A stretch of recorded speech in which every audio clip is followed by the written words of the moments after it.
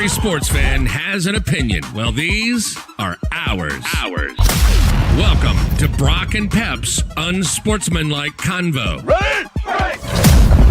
And here are your hosts, Brock Fleming and Pep Cariotti. Good afternoon, everybody. Welcome to Brock and Pep's Unsportsmanlike Convo. I am your co-host, Pierre Pep Cariotti, and across the province is the usual introer, Mr. Brock Fleming. Looks like you're enjoying yourself out in, I won't say where you are for privacy purposes, but you're at a beach somewhere across this beautiful province with the family, enjoying some R&R. B, how you doing? Pretty good. Yeah. I'm excited that this seems to be working for the most part, knock on wood. So I'll stick with you for as long as I can. Obviously, appreciate that you and Mikey, producer in the background there, were able to get this thing going. So at least it'll be a show tonight, which is nice. Because next week we're off, remember? That's right. We're off for the first time since we've started the UC. Both of us are on vacation. So we're going to take our first show off. It's a scheduled time off. It's nothing, no emergency. It's just a vacation day. I've got something occupying my time, and you'll still be on vacation. If Brock, just a program notice, if Brock does cut out, he might get a little choppy, but his voice will probably still be there. Just bear with us. It's not a show without him. So it's kind of him or bust. So I really wanted to make sure he was here. But if he does break up, I'll take the reins and go from there. So anyway, Brock's with his family, enjoying himself. Speaking of enjoying myself, I went to an Ottawa Blackjacks game, which was Saw that. pretty cool, man. You know, it was right before the pandemic. It was, I think, March 20th. I went to the U Sports Finals at the Civic Center.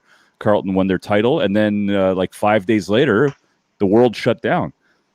And, I think fittingly, my first sports experience was right back in that same arena watching basketball. Mind you, the Ottawa Blackjacks are a pro team instead of a university team. But it's good basketball. Brock, is pretty cool, man.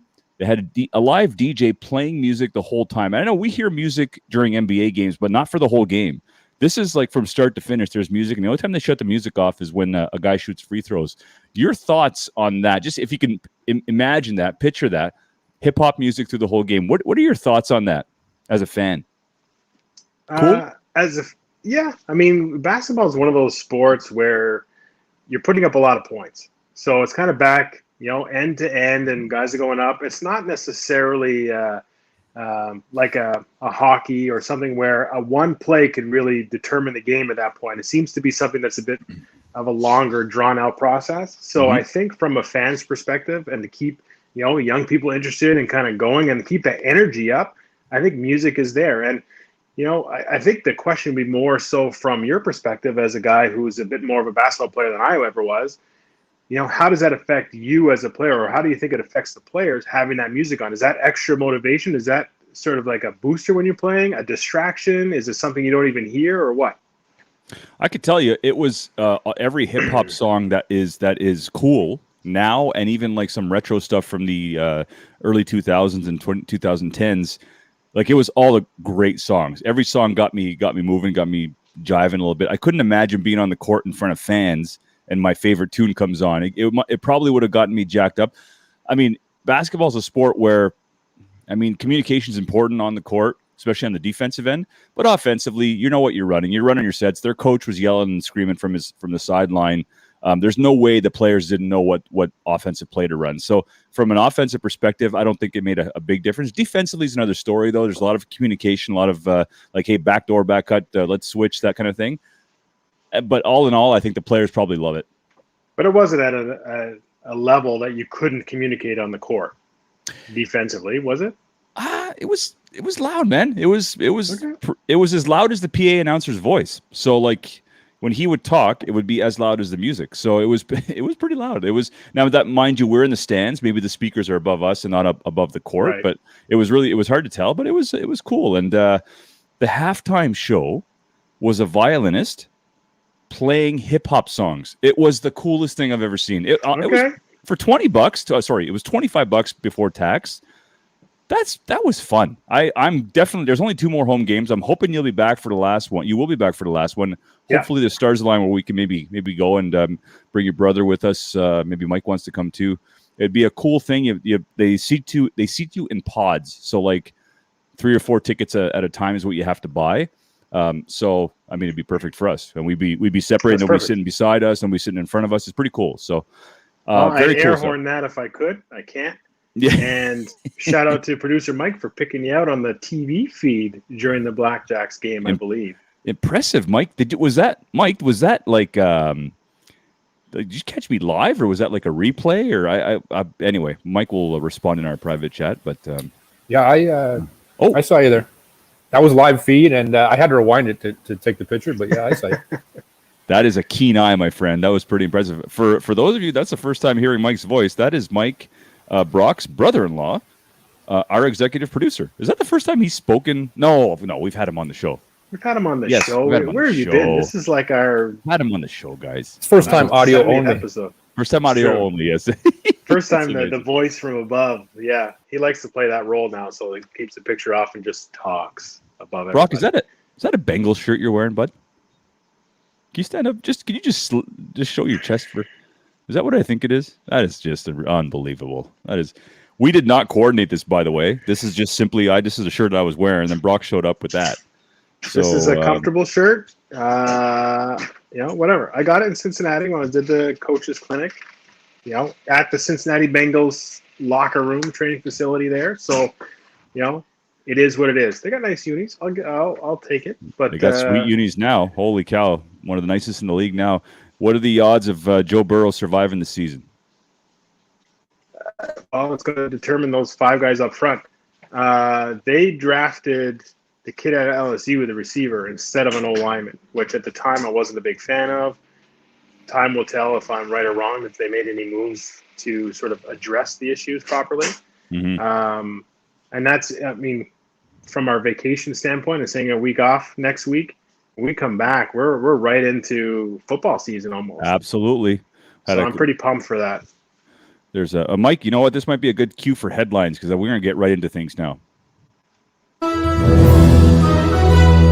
Headlines with Brock and Pep.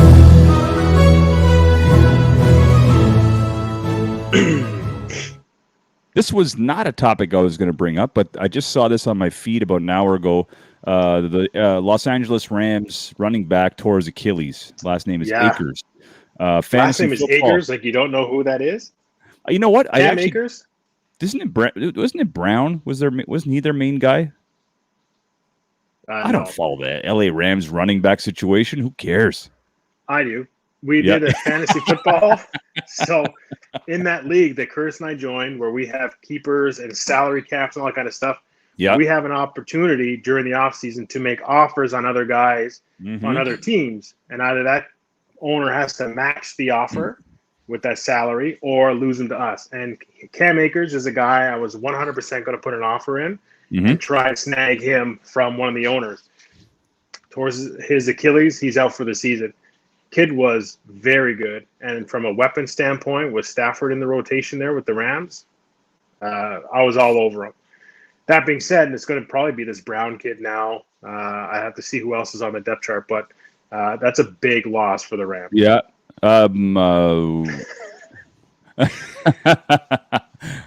Big boss man chiming in on our vacation decision here. Malcolm Brown will be involved heavily, Curtis wrote, and I agree with him. The games I've seen, it's always been Malcolm Brown with Akers as a third down back, but that's a big loss. Hey, Adrian Peterson's looking for a job. Might be a good change of pace guy from Malcolm Brown. I don't know. Le'Veon Bell's looking for a job, isn't he? Le'Veon Bell. Le'Veon Bell came out in the media today and said, I wouldn't go back to play for the Jets if they paid me $60 million. I mean, look, man. Warranted. I wouldn't either. Well, no, that's false. $60 million, I would go play for the Jets. But if I'm in Bell's situation, I'm probably saying the same thing. They're also not offering him $60 million, so he can say whatever he wants.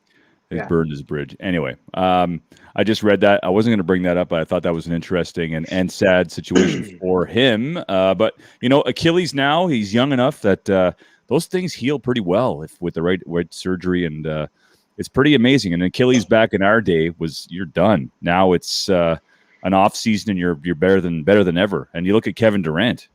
Kevin Durant tore his Achilles, and now he's pretty much back to normal. But anyway, all that to there's say, a lot this year, so I don't know. Again, we might want to talk to one of our physio people, Jethro or somebody, and find out. Say, what do you think is causing all this? Because that's a lot of Achilles in the first couple weeks of talking about football. 6 in the CFL already. A major player in the NFL going down to it. Who else? Who's next? Kind of thing. What's the issue there? We used to be very common with the bigger guys, after 10 years in their career, then suddenly their Achilles would pop. But now it's happening all over the place. These guys are just so fast and strong, and with their cutting, and it's remarkable stuff. You mentioned my hat while we were talking before the show started. And I love this hat. I'm a kind of a Pirates fan. They're kind of my second favorite team, even though they're terrible. But I am wearing it. Marcus Stroman. He bothers me. He bothers me. He bothers me. I don't know why he hates you. Still, you hate that guy. I hate's a strong word, but he bothers me. He's always bothered me. I like. So one of our followers mentioned, passion. I like his passion. There's always you toe the line between passion and showing up the other team. And the Mets are first in their division by hanging by a thread. They're in a pennant race, whatever you want to call it, halfway through the season. The Pirates are like cellar dwellers, dead last. Why would you? I mean, the guy hit a ground ball to end the inning. It was like I think the guy fisted it and it went to first. And Stroman acted like he was, I don't know, like he had just won the World Series. Like you can't say something, stare at the other team's dugout, stare at the player you just got out, and not expect them to react, number one. Number two, why would you want to motivate a team like the Pirates? You've just beaten them by 10 runs the night before. Like, why would you do that? What is Stroman's deal? Is he just the modern-day athlete? Is this what we have to expect from people down the road? Look, I saw the replay. It's nothing new for Stroman. Stroman is animated. Yes. When he gets there, he pumps himself up. He's constantly playing with a chip on his shoulder. That whole, height doesn't measure heart slogan thing, whatever. Like he's where he is because of this chip on his shoulder. He's always been sort of outspoken and like a rah-rah to himself kind of guy during these pitching stints. So it's not new. It's not like he's a quiet guy and now he's trying to show this guy up. He gets excited. He got the third out. Maybe it was a situation thing he was happy with. But the Pirates guy said something to him of like, whatever. I can't repeat it, I don't think, but seeing his mouth move, and he kind of said something towards Stroman more than anything. And so he's already out. He's still got a bat in his hands, and he's still sort of like strolling down the first base line, which is where Stroman's got to go. So there was some initiation by the Pirates guy as much as there was from Stroman. Stroman's actions are nothing new. So I don't know. I've seen Pep stare down the dugout at 3-pitch at the RA Center. That's true. But if he does it every single time, then it's just who you are at that point. But I don't know. I think it was overblown. I think the Pirates guy is as much to blame as Stroman. And whatever. Baseball is one of those sports too that you can't even. You're saying, okay, I want to don't give them more ammunition or pump them up, and get them all excited to compete against us. It's such a slow sport kind of thing. It's not like there's a physical contact. So, my energy's super up. If you pitch well against them, it's still going to be hard for them to hit against. So I don't think it's a big deal in that area that you were talking about. That's fair. Baseball is a funny sport like that.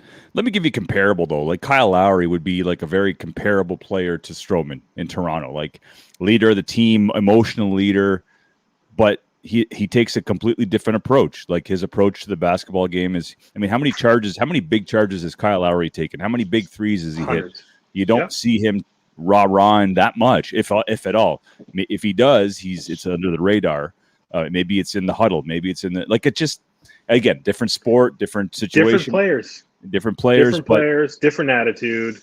Like you said, basketball is even more physical than baseball.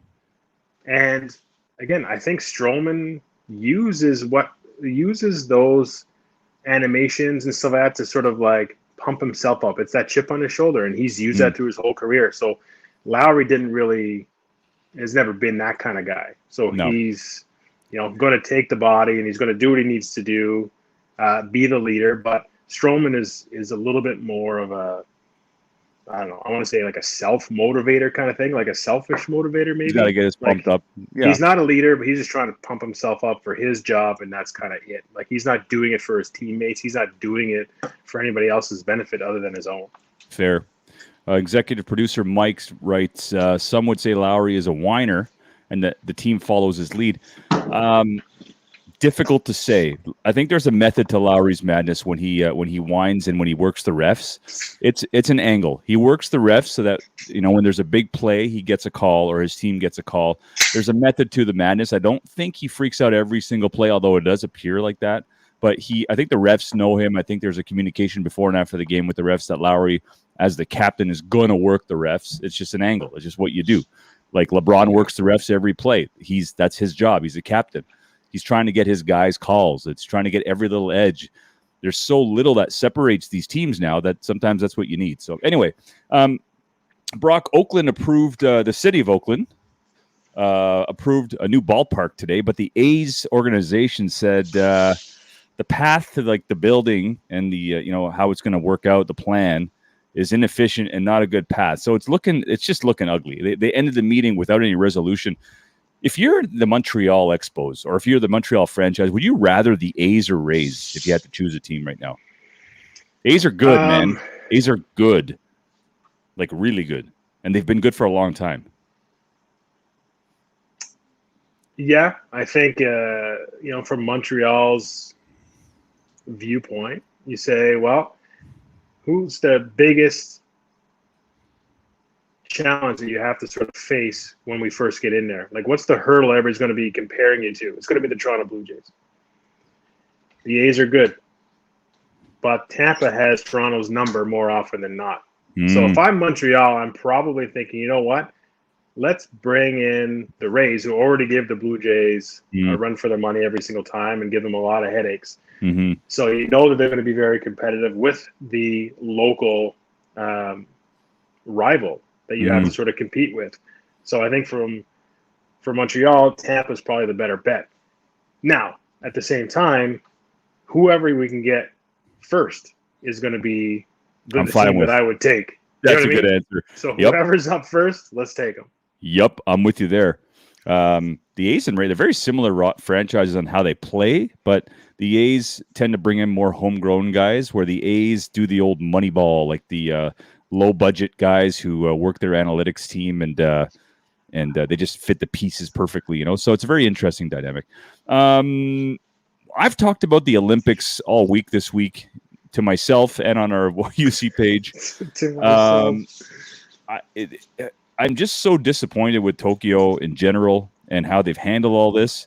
They are in a state of emergency, which is like the highest state you could put your country in when things are going sideways. Community transmission is at an all-time high. And I don't care what anyone says. Oh, COVID, I won't kill you, and this and that, and we need to move on. Look, we're in a good situation in Ottawa because we have 75% vaccination rate, which is fantastic. But like that country of Tokyo is not in that situation. And now athletes are catching COVID, they're being sent home. They've worked, like, you know how it is, Brock. They've worked 4, 5, 6, 7 years to get to this point. And not just like for 3-4 months. This is their career to make it to the Olympics. And then they're told to go home because they caught a virus. I mean, cancel it, postpone it. There's no fans anyway. I read a number today. It costs $45 billion to build and prepare for the Olympics. They're only going to generate $5 billion in revenue this year. So they're going to take a loss of $40 billion. How are they going to make that back? Tourism over the course of the next 50 years? I mean, cancel it. Wait until you can actually have people there. You postpone it for a year. Nothing's going to change. The athletes will still train. Everything will be the same. What are they thinking in Tokyo? Am I off my rocker for being so upset about this?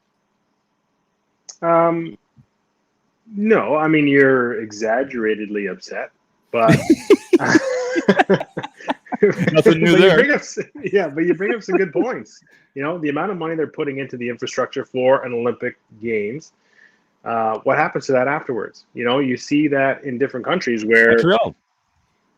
where stuff that's being built or stuff that was built for one event never gets used again. And if you're going to lose $40 billion, I think it's really at this point just trying to hang on to these Olympic Games as being something. And if it goes too long, I think people are just going to stop caring about the Olympics. And, it's not something that's necessarily on my radar from a sports fan's perspective. Unless there's, obviously good chance for Canadian athletes to do something big. And I'm not talking, if it's, Canadians are usually pretty good at, let's say speed skating and some of the winter sports. Well, those are almost like we expect them to do well there. So that doesn't even interest me as much anymore. It's the Andre DeGrasse, those kind of things. Say, you know what, we're not supposed to be winning the 100 meters all the time. So it's a big feat. I want to see that. You can get other countries that are, used to putting up big numbers from a medal standpoint. Maybe their interest is losing. I don't know. But for me, I feel like it's almost like they feel they need to have the Olympics this year before they sort of get completely off cycle and people start losing interest in it. I think the IOC is one of the more corrupt organizations in the world. And how about maybe the worst chairman name in the history of sports, Mr. Dick Pound? That's got to be arguably the best. That's best worst, the best of the worst. Yeah, I'll never call him Richard. He's Dick Pound to me. And he's one of the more corrupt individuals in all of sports. It's probably the worst kept secret. And what's going on with the Olympics, why they want to have him is because IOC is going to benefit hand over fist. They have nothing to do. They don't care about the country going into $45 billion in debt. They're going to make their money. So that's how it is. And it's pathetic as far as I'm concerned. I heard Dick Pound also renamed the Olympic Village Pound Town. Anyway, so what's next? It's so stupid. It's so ridiculous. At Montreal, look at Montreal, the 76 Olympics. I mean, we just finished paying that off, I think, from like in 2015, they finally paid off the Big O. And then I toured the Olympic Village in 2014, and it's decrepit. It's just, they just let it, they never used it. They didn't even host the Pan Am Games. There's no local track and field that could use those facilities. The Olympic Village where the athletes stayed basically became like low income housing. It was just like, it's sad. And Montreal paid for this. Somebody brought up a good point. I heard on the radio the other day, they should just create one city to host the Olympics every 4 years and keep it simple. One for the winter and one for the summer. Maybe Greece, where it originated. Go back to the origins. Yeah. Or when you make a bid on hosting the Olympics, it's got to be a longer term plan in place. So yes. It's okay, we're getting this for the Olympics, but what's going to happen with all this infrastructure once you put it together? And now you have something that's, 15 years old. Where is that? And the thing with the Olympics, like you said, it's track and field. That's it. There's no, there's no transferable sports within the infrastructure that they put up. So maybe have that in the plan. Say, okay, this dome is going to be used for speed skating and all that kind of stuff. But then once it's done, we're going to turf it, like not turf, take it down, but put turf inside. Now it's going to house a local football team or soccer team. It's going to be accessible by all these youth to be able to go and play sports inside. Something, but a longer term sustainability from what you're putting together should be part of the mandated plan, and that the Olympic Committee should be looking at that.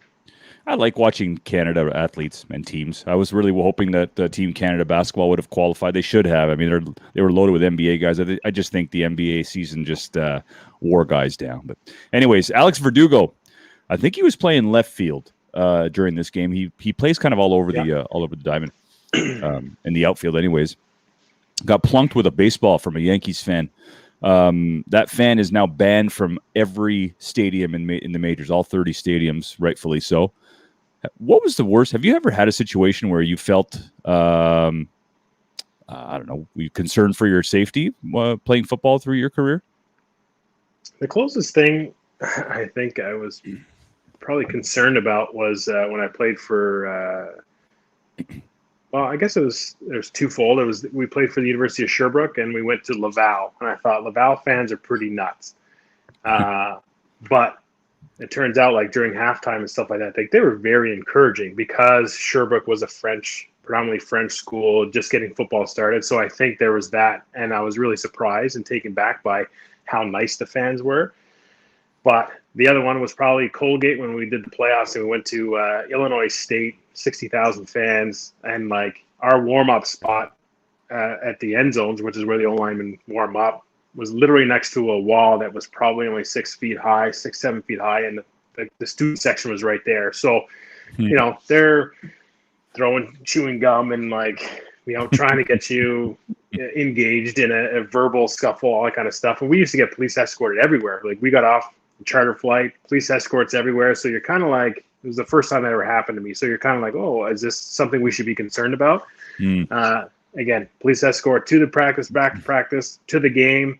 And then we got our butts whooped, and there was no police escort after that. They're like, all right, see you later. Send us on our way. But that was probably the part where I was worried the most. Okay. Well, that's fair. I mean, hey, listen, that scary stuff, you know, and like, you know, in the Bronx, that's not a fun place to play. Although I want to say Fenway Park probably isn't a paradise either for opposing teams. But, you know, just I'm glad that the major leagues who've been notoriously slow to react to things like this, you know, came down hard on this one fan. And how do you police that across 30 teams, 30 stadiums to say you're banned?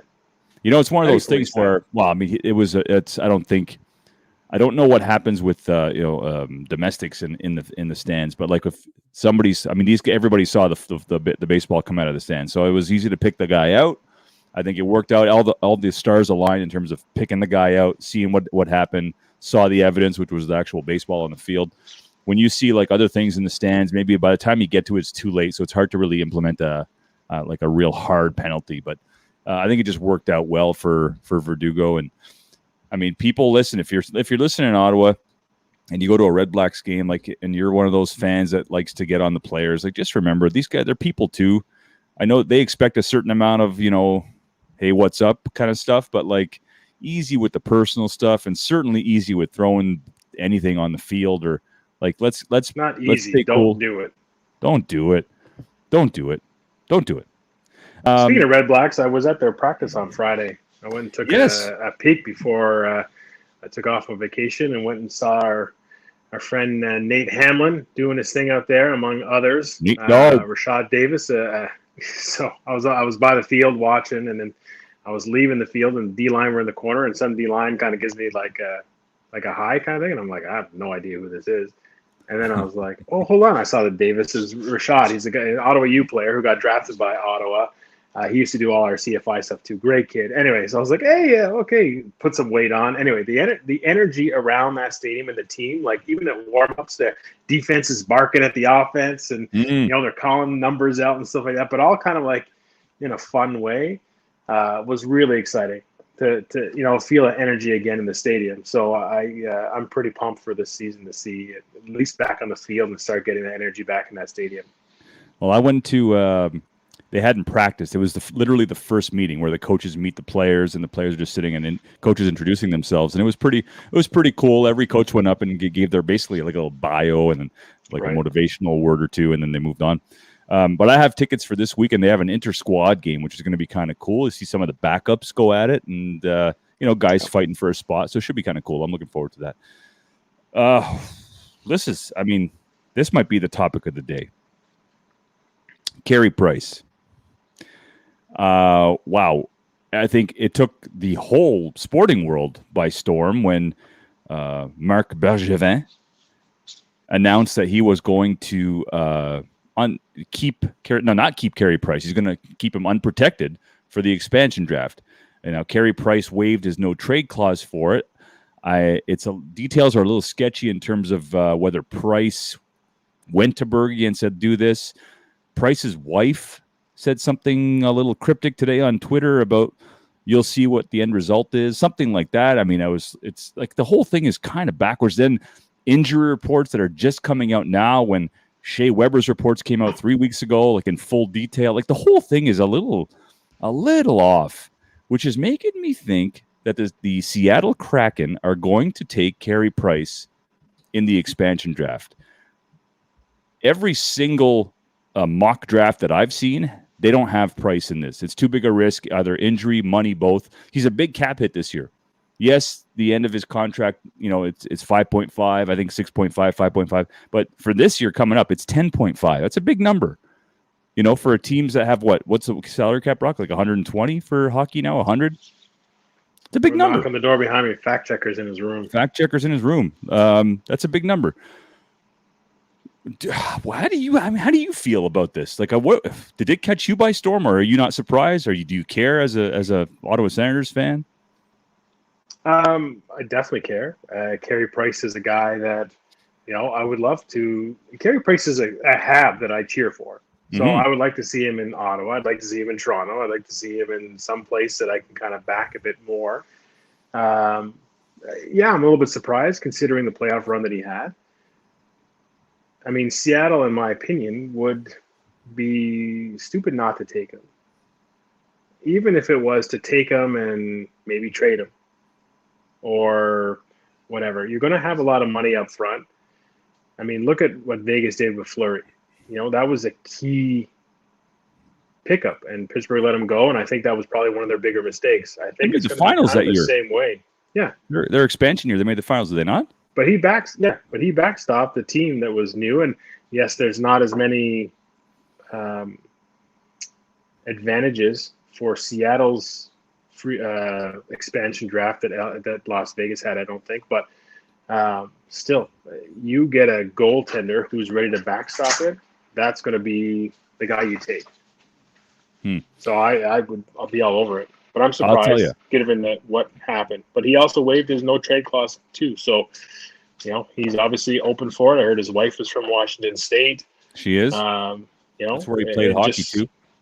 Yeah, it just might be a right fit, a good fresh change. And I don't know what the injury or how severe the injury thing is. But I feel like that might be something that's leaked by Montreal media, coaches, whoever. Again, salary and injuries are saying, maybe we're going to, like you said, we're going to bluff. We're going to put him out there so we could protect Al at the same time, because they wouldn't be smart to take Price giving an injury and giving that his contract status and say, we're gonna basically bluff it. And Greg says that means the Seattle Kraken, who just signed Chris Dreiger. I'm not sure if I'm pronouncing that right. But he just signed a $3 million contract. Obviously, that's a backup.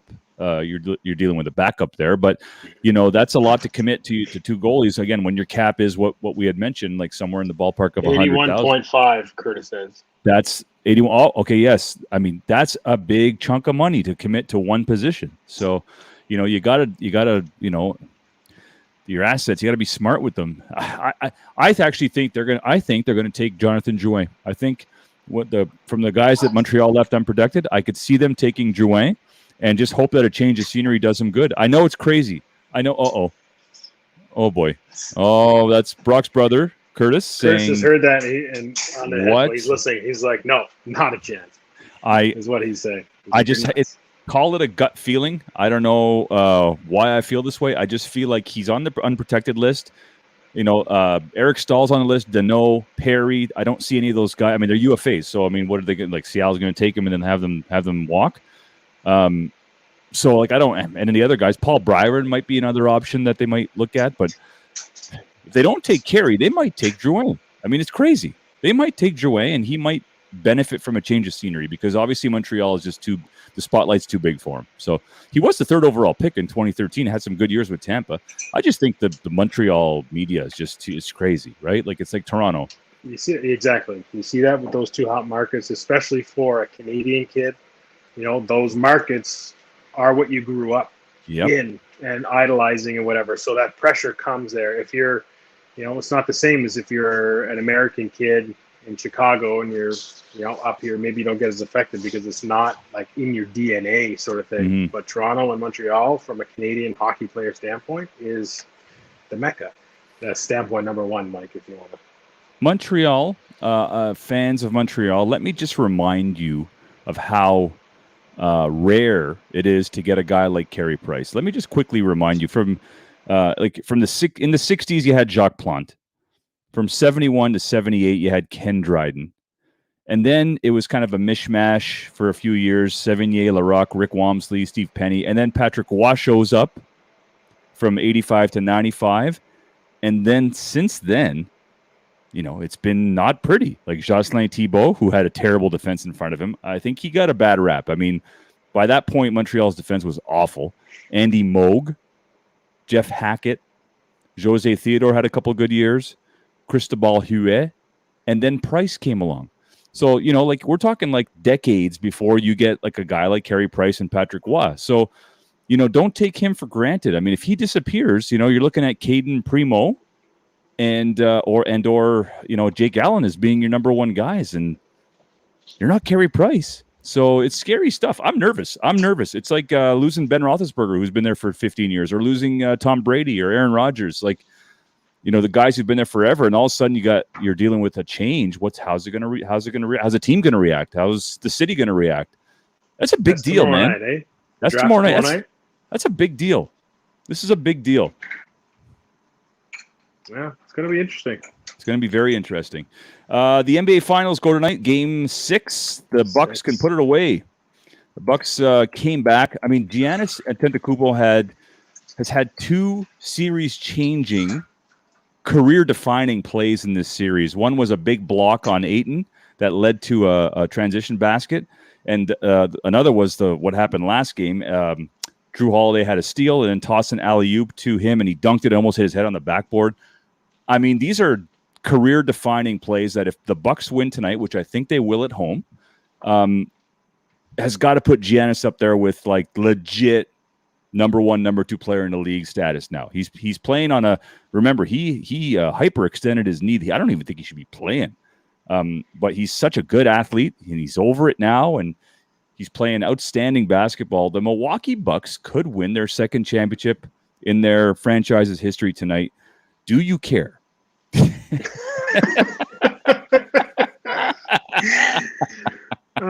Good question. I wasn't sure what question was going to follow up, but I like that. Do you care? I'm going to probably have interest in the game. I think Curtis is putting some money on Phoenix for us tonight. He asked me too late, and he had already put his money on Phoenix. I think it's Milwaukee. Phoenix paid out a lot better, so we're going to take that shot. I mean, we put money on the Jays down 12-0 yesterday. That didn't pay off either. Them coming back 12. Yeah, but hey, Vladdy was a couple feet or something from a home run, so you never know. If he hits that grand slam, then it's a different story. Anyway. Yep. Do I care? Like I said before, what's missing in this final for me and for I think a good chunk of the population who watch NBA occasionally or finals, that kind of stuff, is that you miss the bona fide superstar or the one you hate. Like there's a lot of likable guys on there, so it's just not. Again, my biggest thing and why I kind of want Phoenix to win is because of the Lopez brothers. They're like the closest thing that I can't stand on the court, and that's fitting given the new Space Jam is out, because they look like those monsters from the first one. Anyway, but otherwise, I mean, Antetokounmpo and stuff, those are fun to watch. He's a great guy. I would be happy for him if he won as well. So I don't have a lot of vested interest in an actual winner. I will likely watch because it has been pretty decent basketball for the highlights and some of the stuff that I've seen so far. Yeah. And that's kind of, I would like to see it go 7. You know what I mean? When you have something like this, let's just go to 7, and maybe even a game 7 will bring in people to watch and say, you know what, it's the determining game. So a bit more excitement there. I don't hate anybody on the team except for Lopez. Game 7 might bring me back in to watch that. Might bring some more viewership for it as well. But yeah, I can't say that I care. But hey, let me tell you, it has been good basketball. If you're a basketball fan of the game itself, the ball movement's been good. The defense has been good. I mean, these are two relatively high-scoring teams, and these games are like 105 to 99, like kind of old school scores from the 90s. Not that, again, not everything has to go back to retro, but like it's nice to see a little bit of defense. It's nice to see some ball movement, some plays being run. I think the refereeing has still been atrocious, but I think that's across every league these days. The players are too big and fast now. It's getting hard to police these guys. But I want to ask you about Kyle Lowry. A report came out today that the New Orleans Pelicans seem very interested. Now, obviously, Lowry has a say in where he goes, but if you're Lowry and at this stage of your career, and you're likely not going back to Toronto, and if you do go back to Toronto, you're likely not winning anything of substance. They might make the playoffs again. You go to a team like New Orleans, who has, Brandon Ingram, who's a very, very, very good player, and obviously Zion Williamson. Yeah. Now, you go there. They didn't make the playoffs. New Orleans didn't make the playoffs. You go there. Are you going there thinking, I've got Zion, I could change this franchise around, and Lowry's 36 years old? Or would you rather go to a team like the Lakers, who really are just a player away from just being right back in the finals again? Like, if you're Lowry at this stage of your career, what do you want to do? What would you do if you're him? Because Zion's very exciting. Yeah, I think there's some intangibles that, I would need to look at from a family standpoint, friends, location where you want to live, that kind of stuff, given where he is in his career. Well, if you look at those two teams, the Lakers should be, a player or two away from getting to the finals again or in the playoffs, a good run. But the Pelicans are like a young and up and coming team that has a lot of young superstars that still have a lot of miles left on their body. Lowry going to the Lakers is going to be like, my body's starting to break down, so I can't play quite like that. So I'm going to go play with a bunch. It's like what's the movie where the Travolta and all those guys are super old and they go like on a motorcycle trip? It's just like you're going with all these other old guys. Yeah. And you're saying, well, your body's as broken down as mine. Maybe with the Pelicans, I can go in and be that veteran leader here and coordinate the team a little bit better and lead that, but have players that have bodies that can do things that I can't anymore, and say, you know what, I just bring that little piece, but I have a young, energetic, talented team that can do it, versus being, with the old guys and saying we're all in the same boat. Hopefully we can kind of come together to do it. Wild Hawks. Thank you, Greg. That's that's a good answer. Yeah, absolutely. And I would agree with you on every level. I just Lowry was that guy for the Raptors in 2013. They were young, and he was still young actually too. But I mean, he was a leader of a young team, and they all sort of grew together. And if it wasn't for LeBron, the Raptors finished with 60 wins a couple of years with DeRozan. I mean, they were a good team for a couple of years, like really good. Do you want to? It's like you're going back and kind of starting from scratch when you could just sort of jump teams. Like the Sixers would be probably a good fit for him as well. They seem like they were only a leader away, really, is what they need. So I don't know. It's going to be very interesting. I mean, I wouldn't be shocked if he's back in Toronto. I would not be shocked if Masai, this is getting kind of worrisome here. They haven't signed Masai yet. His contract is up. There's been no discussion. On the flip side, no teams have also talked about him. So I mean, he's not having conversation with anybody else, at least not that we know of. But Masai's a big piece to that puzzle, and I'm hoping that the Raptors do the right thing and give him what he wants. And then hopefully, I mean, I don't know, would you like to see Lowry back in Toronto? Yeah, if it fits and he wants to be there, yeah. Like, you're a fan of him? Yeah, I love Lowry. I think I think by the time his career is over with Toronto, whether it's this year or next, I think ultimately he's probably going down as one of the greatest Raptors of all time. The greatest. So, yeah, I like Lowry. I would love him in Toronto still, provided they give him some pieces to, again, maybe it's not a championship, but maybe go deep in the playoffs. Another exciting, but I just don't, I don't know. He can go to the Lakers, I guess, and watch courtside with the rest of his old team for 45 games, and then once you're in the playoffs, put the shoes on. I just don't know if that's the kind of guy he is, and if that's what he's looking for. The Lakers have some interesting decisions to make. I mean, if Davis is healthy, they'll be good. But they're talking about bringing Lonzo Ball back. I mean, he fits their system right now. He's a better player than he was when he was with them. But like that's some crazy stuff going on. The Raptors, I mean, geez, they pick fourth in this draft. I mean, this is going to be they could get a player who could potentially change things immediately for that roster. And, Siakam's name's come up in some trade talks with Golden State. So very interesting stuff. I'm looking forward to their free agent frenzy, whatever they call theirs. But they got to sign Masai, like you said. And I think Lowry is likely in some of those discussions as to say, I'd be back in Toronto. Let's see who you guys draft. This is a guy who you know what I mean? Like, is there that I think of the whole Aaron Rodgers factor. Is Lowry, without a contract necessarily on the table, is he still in those discussions? Are they approaching him saying, what are your thoughts on this? I feel like he's earned that respect, I think, and that right. But I think the draft and what these moves and stuff will definitely dictate whether or not Lowry's back or decides to come back to Toronto. And if you're a Lowry fan, the fact that he didn't get traded at the deadline I think it's a good thing. If you're a Lowry fan in Toronto, for them, because he should have easily been traded to a team. They weren't going to make the playoffs, and you're trying to do right by a guy. It was a very peculiar to not get any assets in return. Very, very peculiar non-trade. Yeah, so if you're a Toronto fan and a Lowry fan, wouldn't you have wanted to see him get traded at that point?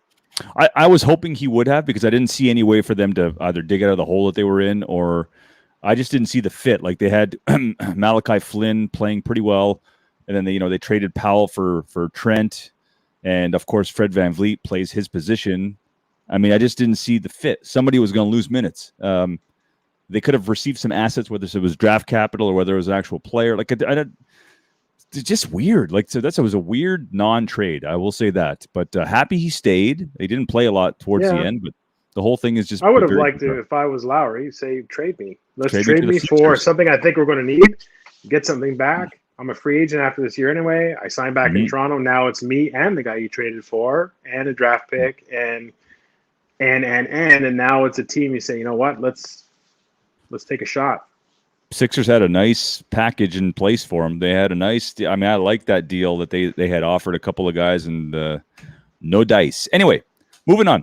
Steelers. I got to mention the Steelers. They just signed Melvin Ingram. I got some outside linebacker help. Pretty excited about that. They're a little thin on the outside. Just want to remind all our UC fans that Pittsburgh won the North last year. Idiot. Hey, listen, man. Let's just a friendly reminder to my Pittsburgh's going to finish last. Colin Cowherd said, my friend Colin Cowherd said Pittsburgh will finish last in the division. Is he like? They were 12-4 last year, and yes, did they struggle towards the end of the year? Sure. They were 12-4. They beat Cleveland. They lost to Cleveland in the last game of the year with Rudolph at the helm.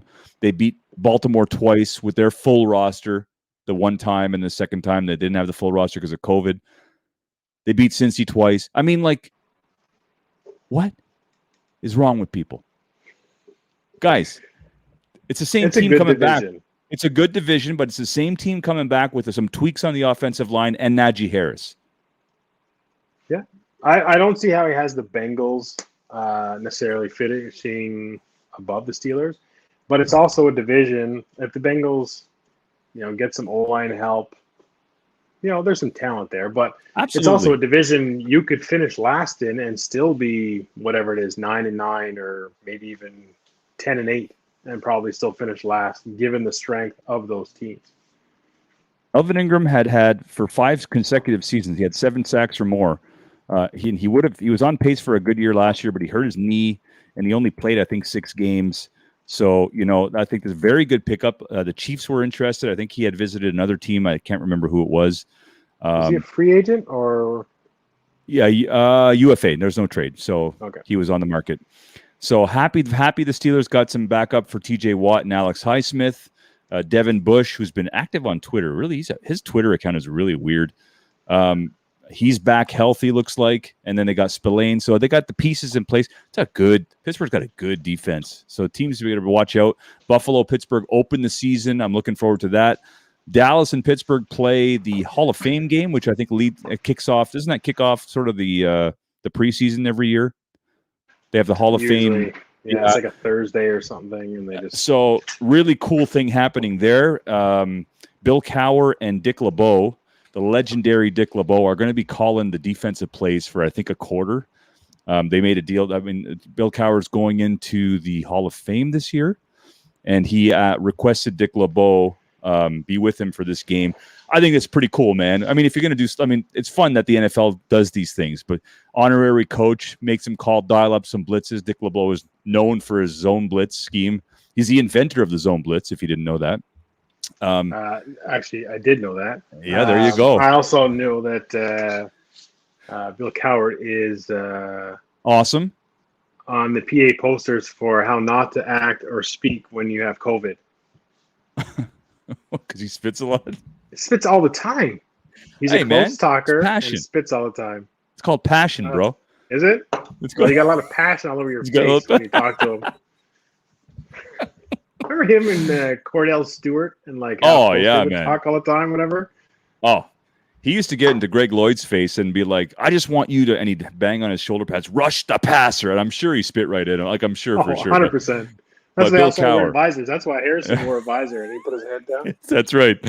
That's one of the great coaches of all time. Glad he got a Super Bowl to end his career. So very good stuff. We've got a few minutes left. That's exciting. We're actually on time. We can talk a little Jays. They got thumped by the Red Sox, and then the game I think is postponed. I think it's canceled tonight, right? There was a rain delay. I think it's been officially postponed due to rain. So no game tonight. They come off thumping the Rangers pretty hard. I mean, the Rangers are just going to be in rebuild mode and sell any assets they have. So then the Red Sox come to town. This is the last homestand before they move back to Toronto. And they got thumped. Is that concerning at all? I feel like we talk about this every week, but like if 14 to they smoke people and then they don't. And it's always like, can we just spread this 20 runs in 2 games out across a few other ones? But that's just the way it is. Like the Jays are a very streaky team, and the concerning part for me is the ability to withstand an onslaught and not getting too far into a hole, and then manufacturing runs when your sticks aren't hitting home runs all the time and really on fire. We need to manufacture runs, and we need to say, you know what? Okay, we're down 12-0 after 2. We still have 7 innings left. If we get 2 runs an inning, let's say on average, we can win this game. Tighten up defense, tighten up our pitching, and then let's manufacture a run or 2 every inning. And then, they're very young, so it's very. I find like they still kind of get into those ups and downs. And it's like you're kind of down. You say, okay, we're moving on to the next game almost. But when they're hot, they're hot. And I just feel like Charlie needs to sort of take a bit more control of the game when they get into those kind of situations. And that's what I haven't seen so far. And that's what worries me when you get into, if they do get into playoffs and you say, you know what, we're down 4 runs in a game. We need to manufacture runs. Where is a bit more aggressiveness from base running, creativeness at the plate, that kind of stuff that I still feel like we haven't got for the Blue Jays.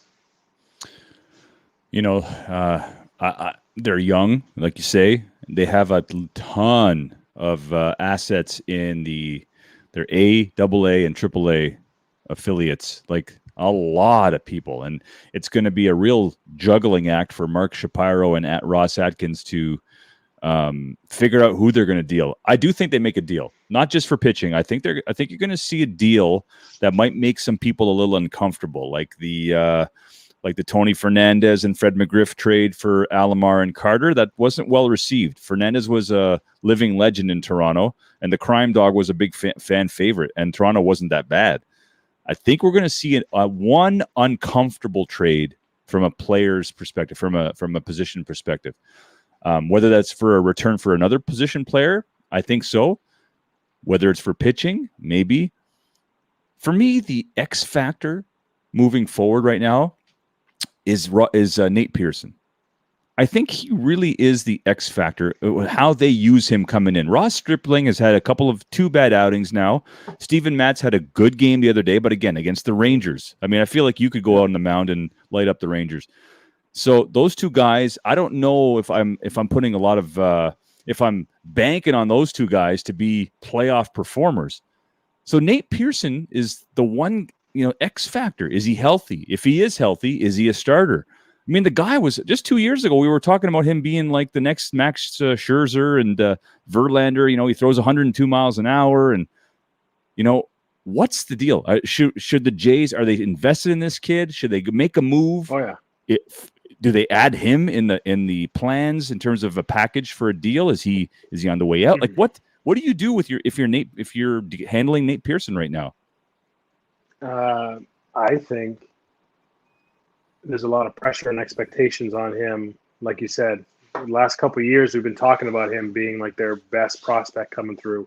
Mm-hmm. You see, he's got 4, I think, good pitches in his repertoire, which is good. Usually 3s is fine. He's got 4 very good ones. I think it's a matter of he's not in these packages. You're not dealing him yet. It's way too soon. He's got injuries, that kind of stuff.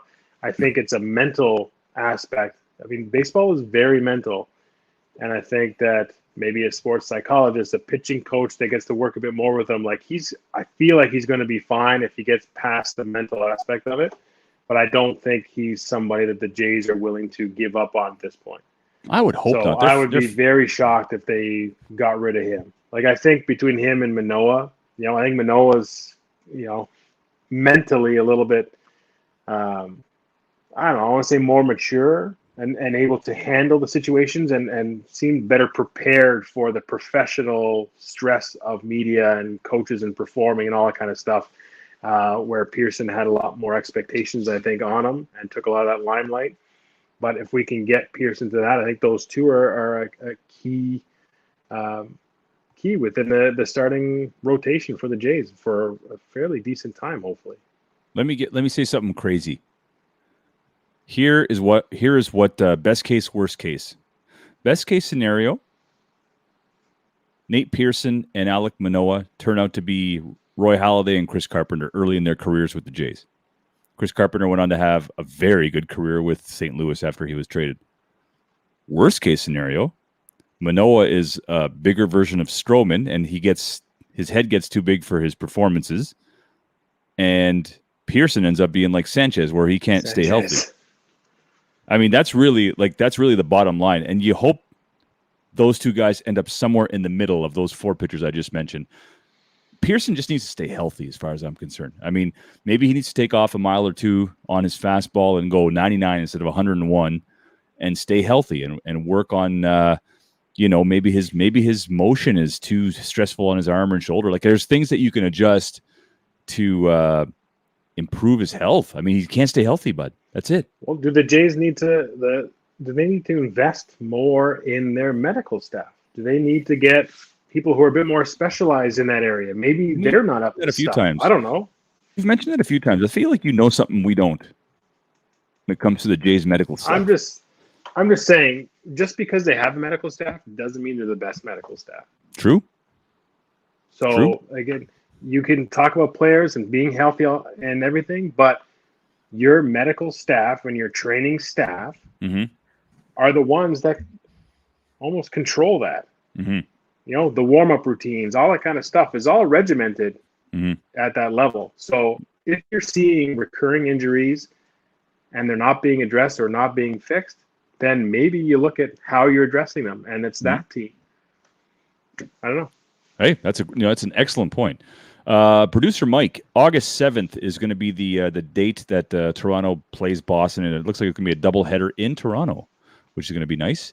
Ross Atkins, again, producer Mike, Ross Atkins said Pearson will be a bullpen option only for this year. So, moving forward, obviously next year, he'll be looked at as a starter. I don't like it. I don't like it. You've groomed this guy to be a starter his entire career. It's not easy to flip the switch like that. Like, you're trained to be a starter your entire career. Suddenly you're being asked to come in and go all out for an inning or two. Again, that puts a lot of stress on the arm and the shoulder, and some of the injuries he's had, his groin. He's had I think he had an oblique issue. I don't like it. I don't like it. He's a starter, and they need starters. So obviously nothing's etched in stone. They need middle reliever too. They do. How many times that once the starter's out, that the middle relievers come in, and it's just. Well, hey, Thomas Hatch is back. He's up with the big club now. Ryan Barucki looks like he's healthy again. They picked up Cinder. Where's Merriweather? I have no idea. He was put on the 60-day DL right before the All-Star break. I don't know what that means. I'm not sure, but that kid was lights out for about a game and a half. Yeah. Then he was gone. Then he was hurt. So, his career, he was to throw in one of the trades, and I mean, the book on him when they, the reason why teams give up on him is because he can't stay healthy. So, I mean, obviously teams knew about his health issues and Toronto took a chance. It hasn't worked out. Like you say, maybe it's the athletic trainers got to work. You might be onto something, B. I don't know. I do not know. And last but not least, Mark Shapiro today admitted that it's been really hard on the team to move 3 times in one season. Playing in Dunedin for the first bit and then having to move to Buffalo. And now they're moving to Toronto. So they're moving 3 times in a season. He's now that it's over and definitive, he came out and said, I'm not going to lie. This has been basically hell for our players. Interesting admission. I'm glad somebody said it. I'm glad he's standing up for his team and his city. Do you like Shapiro and Atkins? Are you happy with the work they've done over the course of the last 7 seasons? Honestly, my expectations and my initial impression of them during that Anthropoulos turnover, I wasn't happy. I liked what it was before, so I was a little disgruntled when they made that change. And then they bring in, these guys from Cleveland, like, what's Cleveland done? Like, where's this? What's this, what's their mindset? What are they trying to accomplish? And I was very hesitant, but I got to say, so far, a lot of the moves they've made and the moves they haven't made have paid off and some pretty good talent. And I think that the Jays have a really good structure right now that are set up for long-term success if they can kind of keep the nucleus together and get some pieces in place. And whether that's training staff being one from a health standpoint, but also I don't know if Charlie's necessarily that guy that takes him over that hump. So maybe that's a change there, a couple of moves. But right now I trust them. I trust what they're doing and the choices that they've made. So yeah, I got to say I'm fairly happy with that with the front office as it is right now. And they kind of proved me wrong. Same here. I'll tell you what they did in Cleveland. Cleveland's a small market. It's a smaller market than Toronto. And what they did there was they set up the Cleveland Indians for success for years to come, even after they left. And you're still seeing players that they brought up, that they groomed, come up and succeed with Cleveland. Cleveland has lost everybody. They can't keep players. They can't pay anybody. And yet they still are in the hunt. If I'm not mistaken, they might be in a wild card position right now. It's crazy to think the players that have been in and out of the Cleveland lineup year after year, they lose big names. Yet they still hang tough, and it's all. I mean, it's in large part due to what Atkins and Shapiro did there. So, I'm with you though. The first year, the losing Edwin and the Kendrys Morales, and I'm like, yeah, this is going to be ugly for a couple of years. But they had a plan, and the farm system is phenomenal. I mean, now there's talking about this kid Martinez who plays shortstop, who as being their one untouchable. I've never even heard of him. So, talk about a great job restocking the farm, and it's going to be exciting for years to come. I'm pumped, and what I'm even more pumped for is we're actually kind of on time. We're done on time. This is incredible. I'm pumped that I stayed connected the whole time. You really did. Your face froze twice, but your voice kept going, and it wasn't anything distracting at all. So it was fantastic. Great job, producer Mike, for just doing your job. To Curtis, what's Curtis's official title? Executive producer, fact checker. Great job and trash talker. He does a great job our of both. Bet analyst, our gambling expert.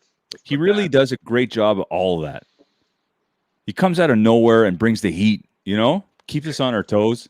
So good job. And you know what? I'm not comfortable taking us out. You take us out, bro. This is your thing. It's your job. I don't have any music to go to this time. That's the one thing is I don't have my I don't have the sound, nothing. So I usually go out to a song, but we're not able to do that this time, unfortunately.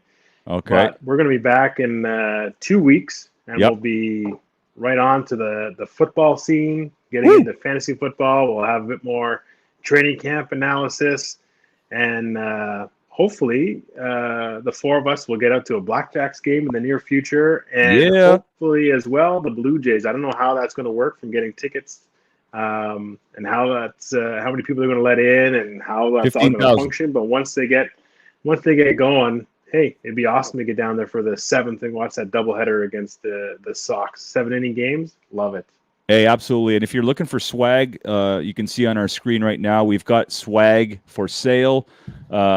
You can contact sales@megacitypromotions.com, 613-823-7880. I went to the Blackjacks game, had a beer with a buddy, and he was wearing a hat of ours. And I'm like, whoa, that's cool. When did you get that? It was Gord. But it was cool. I didn't know you had ordered a hat. So, I'm starting to see some of our swag where I didn't expect to see it, which is kind of cool.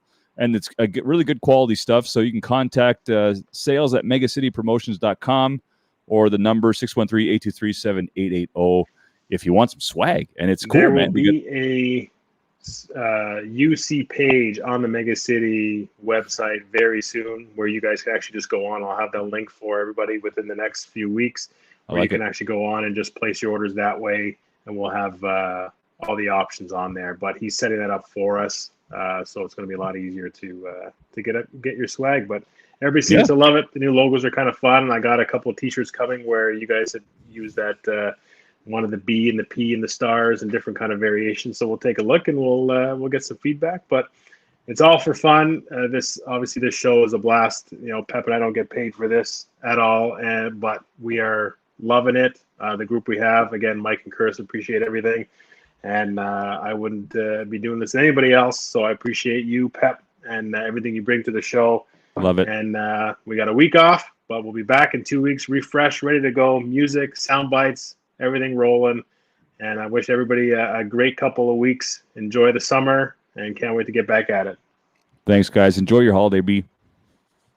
Thanks, man. I'll talk to you soon.